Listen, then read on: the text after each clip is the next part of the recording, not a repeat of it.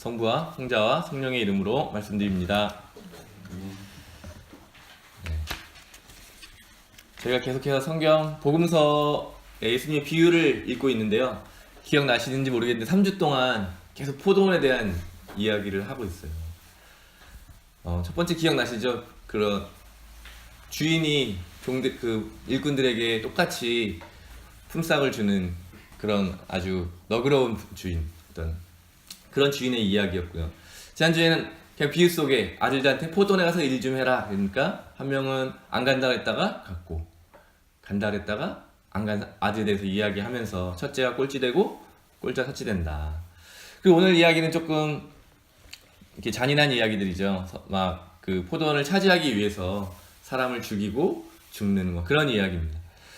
그래서 이 이야기들은 어떻게 보느냐에 대해서 굉장히 다른 이야기가 될 수 있을 것 같아요. 그래서 비유라는 것은 참 다양한 의미를 담고 있고, 그렇기 때문에 우리가 이것을 잘 보지 않으면 완전히 다른 이야기로 또 해석할 수 있다는 사실을 먼저 좀 기억했으면 좋겠습니다. 그래서 오늘의 이야기도 좀 가난한 사람들, 노동자들이 볼 때 가난한 사람들의 입장에서 이 글을 보면은 소작인이 좋은 사람일 수가 없는 거예요. 그래서 이 비유를 해석할 하나의 방법은요, 이 반란, 농민들이 어쩔 수 없이 소작인이 너무 많은 세금을 매겨서 그런 침탈에 맞서 싸우는 그런 이야기가 원형이다, 이렇게 보는 해석도 있거든요. 그러니까 이 침탈에 가는 거죠. 백성들의 삶을 파괴하는 것이 이 지배 계층의 권력에 의한 세금을 빼가고 무리한 이자를 뺏어가고 이렇기 때문에 저항할 수밖에 없다, 이렇게 해석하는 해석도 있어요. 근데 전통적으로는 이것을 이제 어떤 비유로 생각해서 포도원을 어떤 이스라엘 또는 세상이 이렇게 보는 것이 전통적인 해석의 방법인 것이죠.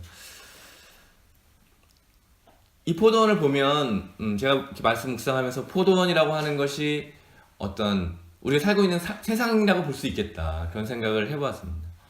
그래서 포도원, 이 세상은 나쁜 곳이냐 좋은 것이냐 이렇게 같이 판단하기가 참 어려운 것 같아요. 때로는 참 아름다운 곳이기도 하고 때로는 비극적인 곳이기도 하는데요.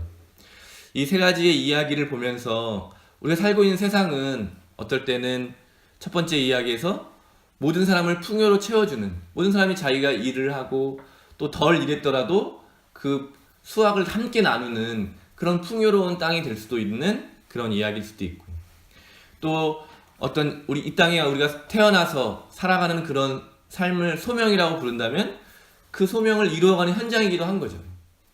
때로는 그 소명을 적극적으로 잘 실천하는 사람이 있기도 하고, 또 소명을 거부하고 그냥 자기 멋대로 사는 사람이 있을 수도 있다, 그런 모습으로도 이해할 수도 있겠습니다.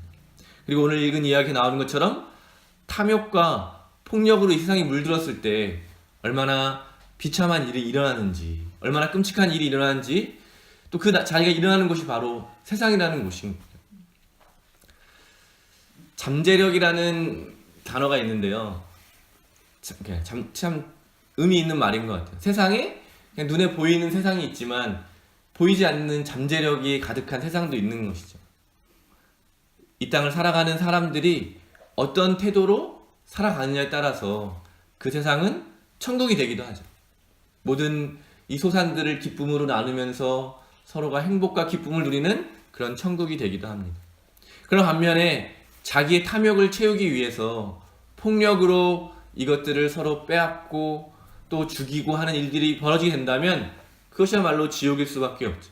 힘 있는 사람은 모든 것을 다 가질 것이고, 힘 없는 사람은 가진 것을 모조리 다 빼앗겨 버리게 될 것입니다.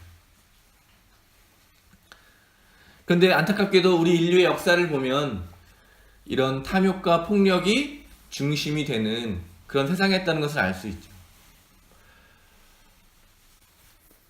요즘에 이렇게 유명한 베스트셀러가 된 사피엔스, 또 그런 책들을, 호모 데우스라는 책을 쓴 유발 하라리라는 학자가 보는 관점은요, 인간의 역사를 쭉 살펴보면 이 제국이라고 하는 것이 인간의 가장 뛰어난 발명품이다. 그리고 제국이 우리의 문명을 쭉 이끌어가는 키워드로 보고 있는데요.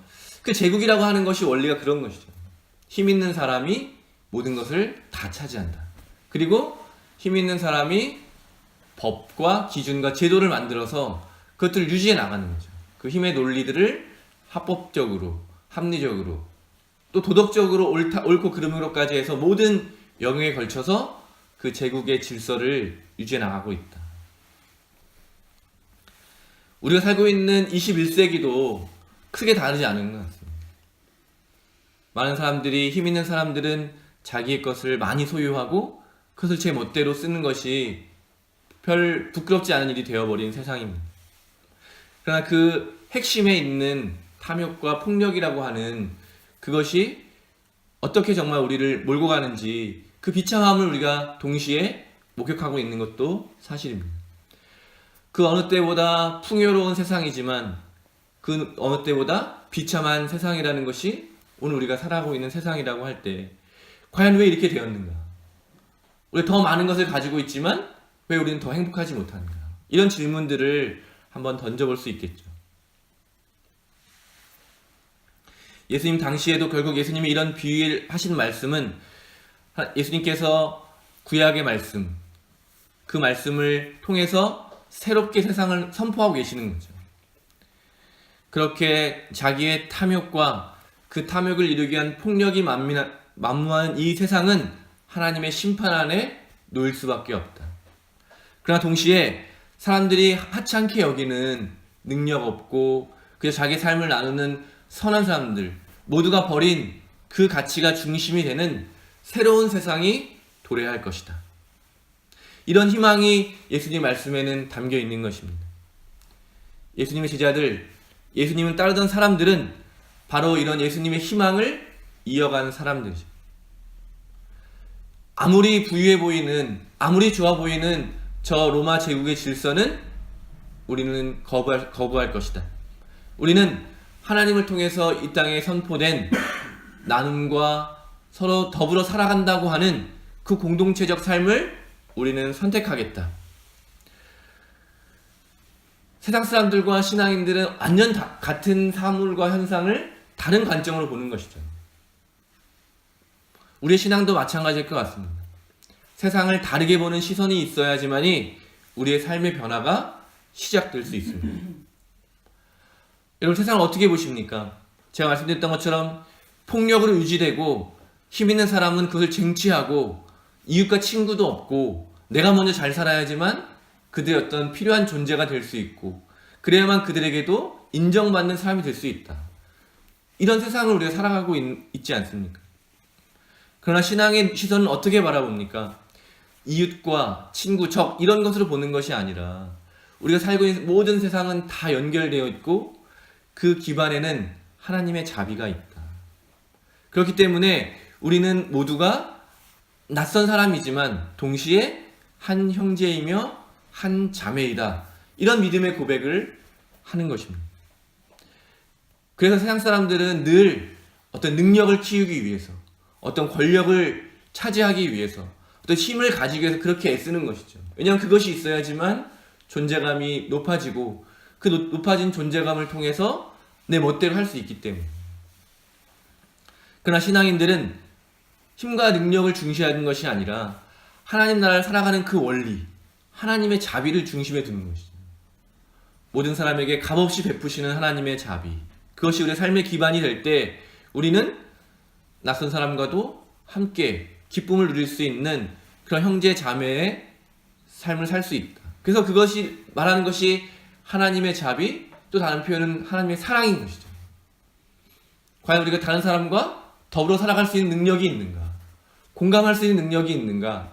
나의 것을 나눌 수 있는 나눔의 능력이 있는가? 이것이 더 중요하게 여겨지는 것이죠.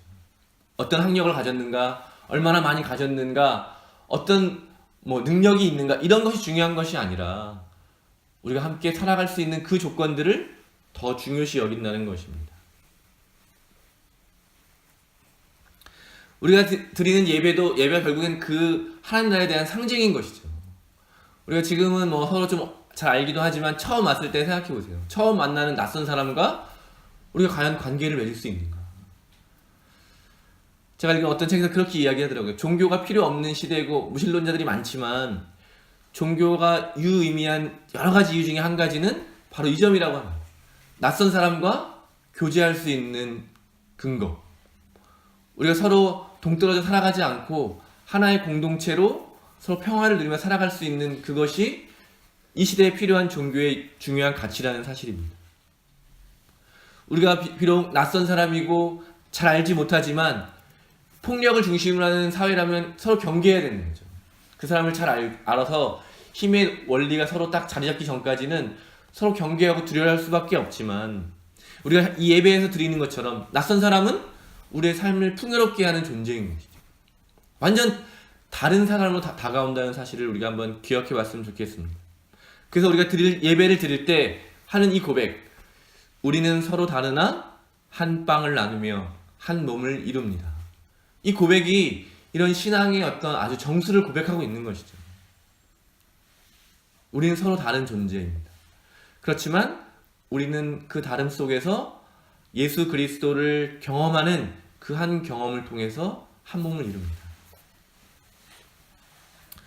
잘 아시는 것처럼 이미 시작되었지만 완성되진 않은 그 하나님의 나라에 대한 우리가 비전을 선포하고 있는 것이죠. 매주 예배 가운데 그 하나님 나라에 대한 선포를 우리가 이렇게 하는 것이죠. 우리가 이렇게 함께 모여서 예배를 드리면서 하나님의 자비와 또 그 자비를 통해서 이루어지는 하나님의 나라, 정의, 공의, 사랑, 이런 가치들을 경험하게 될 때 우리는 비로소 세상이 말하는 탐욕과 폭력으로부터 자유롭게 되고 치유되는 것을 경험하게 되는 것이죠. 이것을 우리가 신비의 영역이라고 부르는 것이고 하나님을 경험하는 것이라고 부르는 것이고, 우리 예배를 통해서 회복되어야 되는 세상의 질서와 가치라고 이야기하는 것입니다. 성서는 끊임없이 우리의 자리가 어디인지 다시 한번 확인하고 있습니다. 우리가 서 있는 곳은 어디입니까? 우리가 살아가고 있는 이 세상은 어떤 세상입니까?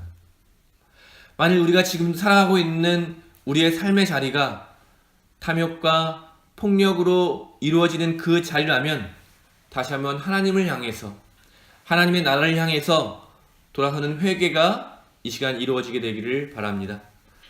또 우리가 서 있는 곳이 하나님의 자비 아니라면, 하나님의 자비로 이루어지는 그 세상 안에 우리가 있다면 세상의 폭력 앞에서도, 세상이 우리를 억압하고 우리를 비웃는 그 가운데서도 우리가 끝까지 포기하지 않고 주님의 뜻을 따를 수 있게 되기를 바랍니다.